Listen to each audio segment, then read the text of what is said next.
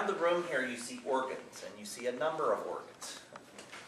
The majority of the organs you see here, if not all of them, were produced by the Miller Organ Company here in Lebanon. Matter of fact, the one over here is the original Miller organ. This was the first one that they ever produced. Okay?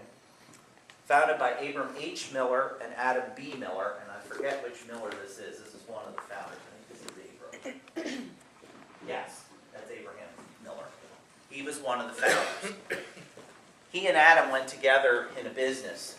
It's interesting. Now, of course, when you're doing genealogy, when you find the name Miller, it's like Smith. As long as you can find the lineage, it's good, but when you can't, it's like a wild goose chase. But anyway, for some, well, interestingly enough, they were not related at all, from what the history says. They began in 1873. They produced organs that were shipped nationally and internationally. Matter of fact, we had a letter from an individual a number of years ago from over in Switzerland or someplace like that, that they said they had this Lebanon organ. Well, right away when we hear that, you know it's the Miller. And he actually had a Miller organ over there and was interested in the history of it. We were able to provide that. By 1901, the factory employed 60 skilled laborers and produced over 1,600 organs. With the growing popularity of pianos, the Miller organs had less demand from the public. They actually did produce ones that they considered pianos, but they were organs in a piano case. And I think that's what that one is there. That's a perfect example. It looks like a piano, but it's an organ. Yes, and that one too. From what we know, they closed about 1923. And again, around the room here, you will see our collections of Millers.